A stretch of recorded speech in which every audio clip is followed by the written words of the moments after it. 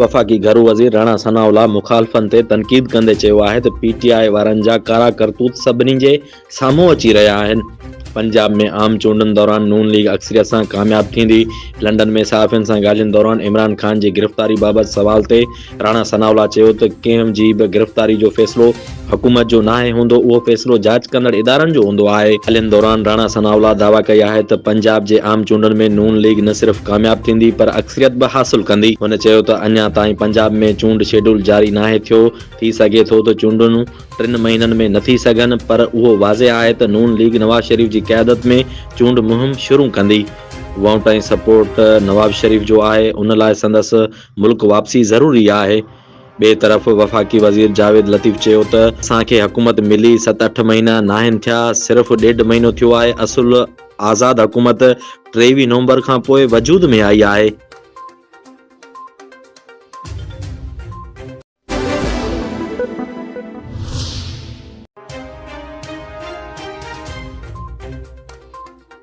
पाकिस्तान तहरीक इंसाफ़ जे अॻुवाणनि चयो आहे त क़ौमी असेंबली जे स्पीकर जो क़दम गैर क़ानूनी ऐं मुज़म्मत जोॻो आहे।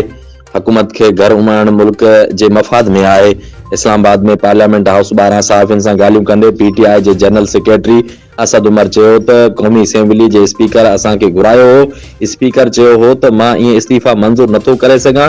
जन जा इस्तीफ़ा मंज़ूर कया विया आहिनि, उन्हनि खे बि स्पीकर तरफ़ां घुरायो वियो हो। उहो हिकु गैर क़ानूनी क़दम आहे। जमहूरियत जे नाले ते मज़ाक़ कयो पियो वञे। हुन चयो त असां चाहियूं था त असांजा जेकी MNAs आहिनि उहे असेंबली वञनि। असां जॾहिं अंदरि वियासीं त उते न स्पीकर हो न डिप्टी स्पीकर, जॾहिं त सेक्रेटरी ऐं डिप्टी सेक्रेटरी समेत समूरो अमलो गाइबु आहे। असद उमर चयो त मुल्क हर गुज़रंदड़ ॾींहं सां तबाही जे दलदल में फासंदो पियो वञे। पाकिस्तान खे जल्द खां जल्द नए चूंडनि तरफ़ आंदो वञे। हुन मौक़े ते फवाद चौधरी चयो त असां हिकु मजबूर ऐं लाचार पार्लियामेंट जे साम्हूं बीठल आहियूं। स्पीकर चवे थो त 17 खां 18 माण्हू असां सां राब्ते में आहिनि। स्पीकर खां पुछां थो त उहे 17 खां 18 माण्हू किथे आहिनि। त चयो त पाकिस्तान अॼु वॾे सियासी ऐं मुआशी बहरान जो शिकार आहे। इम्कान आहे त असां श्रीलंका जहिड़ी सूरतहाल तरफ़ वधी रहिया आहियूं। मरियम नवाज़ जे चवण ते 2 मेंबरनि इस्तीफ़ा न ॾिना हुआ। जेका हुकूमत हिन वक़्तु आहे उहा सिर्फ़ 36% माण्हुनि जी नुमाइंदगी करे रही आहे। बंदि कमरनि में फ़ैसिला कया पिया वञनि, जंहिं जे करे अवाम बहरान खे मुंहुं ॾेई रही आहे। असांजे 81 MNAs जा इस्तीफ़ा मंज़ूर थी चुका आहिनि। असांखे हाणे आम चूंडनि जी तारीख़ ॾिनी वञे। हुन मौक़े ते शाह मोहम्मद कुरैशी चयो त अॼु स्पीकर पंहिंजे अमल सां साबित कयो हो त ऐवान जो निगरान न आहे। स्पीकर मुंहिंजे ख़त जे जवाब में चयो हो त गॾियल इस्तीफ़ा मंज़ूर नथो करे सघां। जॾहिं असां इजलास में शिरकत जो फ़ैसिलो कयो त हुन इजलास मुलतवी करे छॾियो। असां असेंबली में अचण जो फ़ैसिलो कयो त हुन वधीक 35 मेंबरनि जूं इस्तीफ़ाऊं मंज़ूर करे वरितियूं। जेकी असांजा बाक़ी मेंबर रहियल हुआ, असां उन्हनि खे बि असेंबली में वठी आया आहियूं। असां जे 91 मेंबरनि खे डी नोटिफाई कयो। असां ॿियनि खे बि आंदो आहे। हाणे उन्हनि जूं बि इस्तीफ़ाऊं मंज़ूर करियो।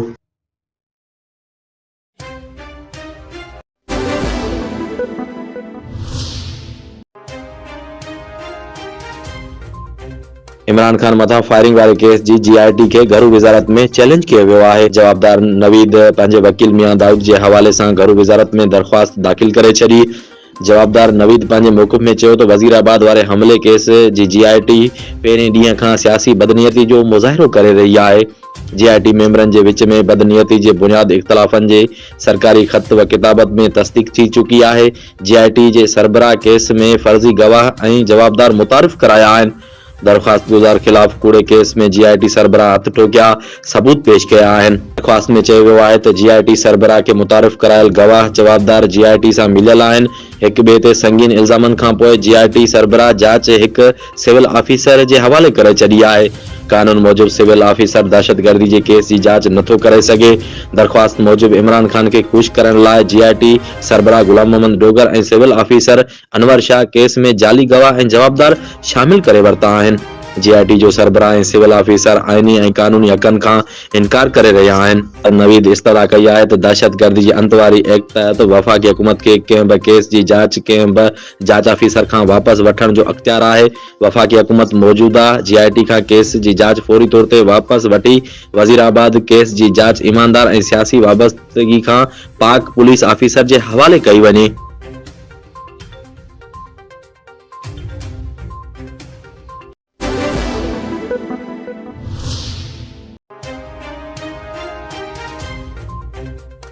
बलोचिस्तान के ज़िले बोलान वारे इलाके बुनेर में रेलवे लाइन ते धमाके सबब ट्रेन जूं बोगियूं पटड़ीअ तां लही वयूं, जिन नतीजे में 8 ॼणा ज़ख्मी थी पिया। पुलिस मूजिब सिबी बुनेर के इलाके में रेलवे ट्रैक ते धमाको थियो आहे। डिप्टी कमिश्नर बोलान आगा समीउल्ला मूजिब कोटा खां पेशावर वेंदड़ जाफर एक्सप्रेस के धमाकेदार मवाद सां उड़ाइण जी कोशिश कई वई, जंहिं सबब इंजन समेत 8 बोगियूं पटड़ीअ तां लही वयूं। डिप्टी कमिश्नर बोलान मूजिब शुरुआती ॼाण मुताबिक़ 8 ॼणा ज़ख्मी थी पिया आहिनि। जाबुल इलाके हुजण सबब रेस्क्यू टीमन के परेशानियुनि खे मुंहुं ॾियणो पइजी रहियो आहे। वाक़े जी इतला मिलंदे ही सिक्योरिटी फोर्सेस ऐं रेस्क्यू टीमूं वाक़े वारे हंध रवानी थी वियूं आहिनि। रेलवे अख़्तियारनि मूजिब धमाके जे नतीजे में ट्रेन जी पटड़ीअ तां लहण खां पोइ मच सिबी रेलवे ट्रैक ते ट्रेननि जी आमदरफ़त मुअत्तल थी वई आहे। ज़िले के समूरनि अस्पताल में हंगामी हालतूं लागू करे डॉक्टरनि ऐं पैरामेडिकल अमले के अलर्ट कयो वियो आहे। होॾां बलोचिस्तान के वॾे वज़ीर अब्दुल कुद्दूस बज़ेंजो जाफर एक्सप्रेस के दहशतगर्दी जो निशानो बणण वारे वाक़े जी मज़म्मत कंदे मुसाफ़िरनि जे ज़ख्मी थियण ते ॾुख जो इज़हार कयो। हुन डिप्टी कमिश्नर ऐं सिबी के फौरी तौर ते इमदादी सरगर्मियूं तेज़ करण ऐं ज़ख्मियुनि खे अस्पताल में इलाज जूं बेहतर सहूलियतूं ॾियण जी हिदायत कई आहे।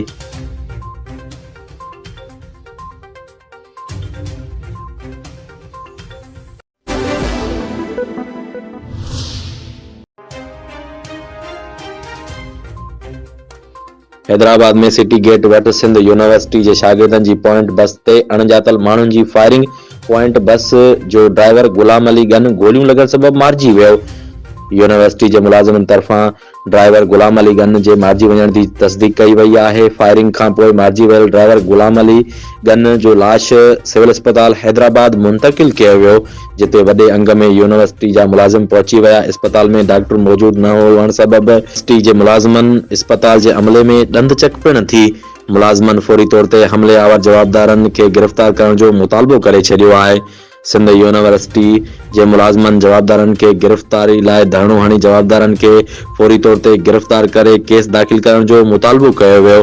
थाणे वारे हंध ASP अलीना राजपर तोड़े SHO मार्केट पिण पहुची विया। जन मुलाज़िमनि सां ॻाल्हियूं करे केस दाख़िल करे जवाबदारनि के गिरफ़्तार करण जी ख़ातिरी कराई वई आहे। पियो वञे त बस ड्राइवर पॉइंट बस खां हेठि लही बीठो त अणॼातल हथियारबंदनि फायरिंग करे खेसि क़तल करे फरार थी विया।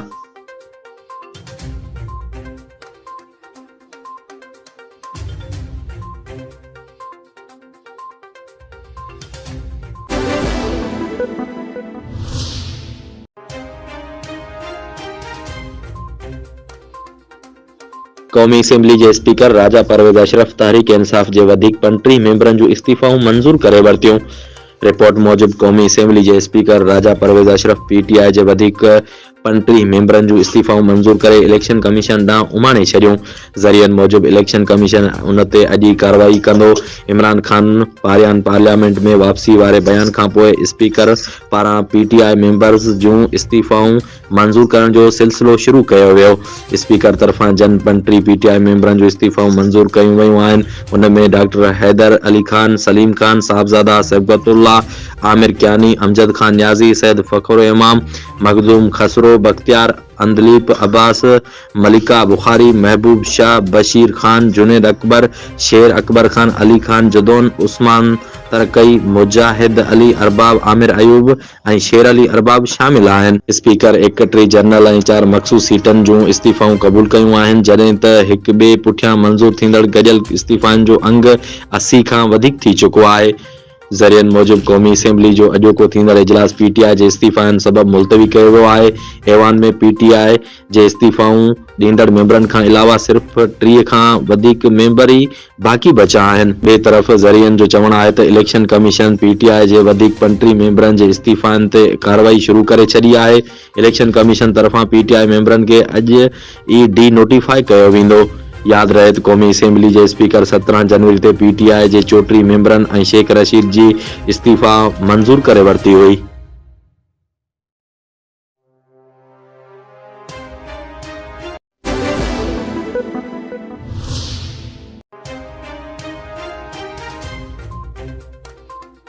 लाहौर हाई कोर्ट रात 10 वगे खां पोइ कारोबार कंदड़ मार्केटनि मथां 2 लाख रुपया ॾंड लॻाइण जो हुकुम ॾेई छॾियो। Secretary general Lahore super market Mohammad Imran Salim अदालत में पेश थियो। सेक्रेटरी जनरल चयो त अदालत खे दरख़्वास्त करियां थो त ताहयात रात 10 वॻे मार्केटूं बंद करण जो हुकुम जारी करे असां सभिनी दुकानदारनि उन ते इतफ़ाक़ करे वरितो आहे। अदालत तरफ़ां रिमार्क्स ॾिना विया त असांखे ख़ुशी थी अवां जा लफ़्ज़ ॿुधी। असांखे पंहिंजी ज़िंदगी गुज़ारण जो तरीक़ो तब्दील करणो पवंदो। लाहौर में थींदड़ शादियुनि में वन डिश जी भनकड़ी ते बि गौर कयो पियो वञे। अदालत CCPO लाहौर ऐं डिप्टी कमिश्नर समेत ॿिनि ऑफिसरनि खे फौरी तौर ते हुकुम ते अमल करण जूं हिदायतूं जारी करे छॾियूं।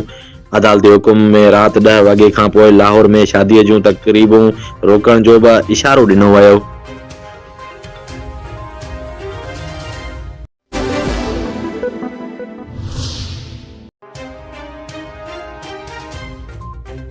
जोही जे यूनियन काउंसिल पीर मशाइख तां कामयाब थियल आज़ाद पैनल जे उम्मीदवार अली अकबर पांवर जी कामयाबी शिकस्त में तब्दील थी वई। RO वोटनि जी ॿीहर ॻणप बाद पीपल्स पार्टी जे उम्मीदवार शफी मोहम्मद लिगारी खे कामयाब करार ॾेई छॾियो। दादू में जोही जे हारायल आज़ाद उम्मीदवार पारां हामियुनि समेत जामशोरो रोड ते धरनो हयो वियो। इलेक्शन अमले ते धांधली जा इल्ज़ाम हया विया। उम्मीदवार आफ्ताब पांवर जो चवणु हो त जोही जी UC पीर मशाइख ते PP उम्मीदवार शफी मोहम्मद लिगारी खे हारायो वियो हो। ॿीहर ॻणप दौरान घटि वोट ॾेखारे PP उम्मीदवार शफी मोहम्मद लिगारी खे कामयाब करार ॾिनो वियो आहे।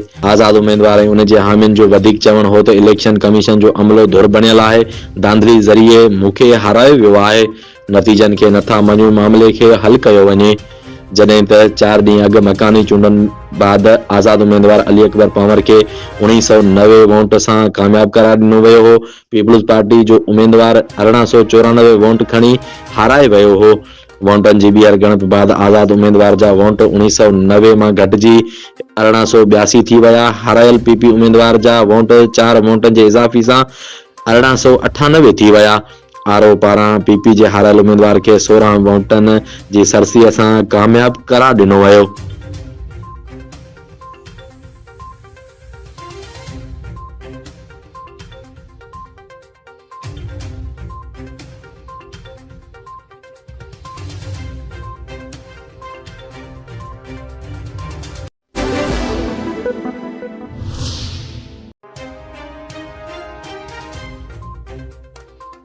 सिंध जे मुख़्तलिफ़ शहरनि में बदअमनी वधी वई आहे। रोज़ानो केतिरा ई माण्हू फुरिजी ऐं लुटिजी रहिया आहिनि। नएं देरे में ऐं राणीपुर में बदअमनी ख़िलाफ़ चोरी फुर थियल ऐं धाड़े में फुरियल सामान वापसि न थियण ख़िलाफ़ वापारियुनि ऐं शहरनि पारां एहतिजाजी मुज़ाहरा करे धरना हया विया। रानीपुर में बदअमनी ख़िलाफ़ सरकी बिरादरी जे माण्हुनि शहरनि क़ौमी शाहराह ते धरनो हयो। ट्रैफ़िक मुअतल थी वई। मुज़ाहिरीन जो चवणु हो त रानीपुर शहर में बदअमनी वधी वई आहे। फुर जा वाक़िआ रोज़ जो मामूल बणियल आहिनि। रानीपुर पुलिस को बि एक्शन न खयो आहे। मुख़्तलिफ़ इलाइक़नि में थियल वारदातनि में मुलविस जवाबदारनि खे गिरफ़्तार कयो वञे। नएं देरे में इज़ी लोड जे दुकान तां फुर वारे वाक़िए ख़िलाफ़ शहरनि ऐं वापारियुनि रेलवे फाटक वटि धरनो हणी टायरनि खे बाहियूं ॾिनियूं। हथियारबंद इज़ी लोड दुकान जे मालिक सईद कुरेजो ते तशद्दुद करे खंयसि। 2,20,000 रुपया रोक ऐं 3 मोबाइल फ़ोन सेट फुरे वरिता। मुज़ाहिरीन जो चवणु आहे त शहर ऐं भरपासे में बदअमनी चोट चढ़ियल आहे। पुलिस ख़ामोश तमाशाई बणियल आहे। SSP खां ॾोहारियुनि ख़िलाफ़ सख़्त कार्रवाई जो मुतालबो कयो वियो।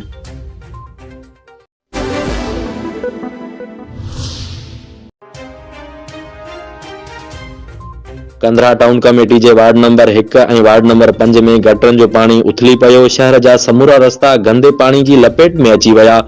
वार्ड नंबर 1 जे चूंडियल काउंसलर बाबर अली कुरैशी ऐं शहरनि करप्ट राशि एडमिनिस्ट्रेटर शरफ शाह ख़िलाफ़ एहतिजाज कंदे चयो त 50 लख बजट माहवार हुजण जे बावजूद शहर जी सफ़ाई सुथराई इंतहाई ख़राब आहे। 4 ॾींहनि खां टाउन अमलो गाइब आहे।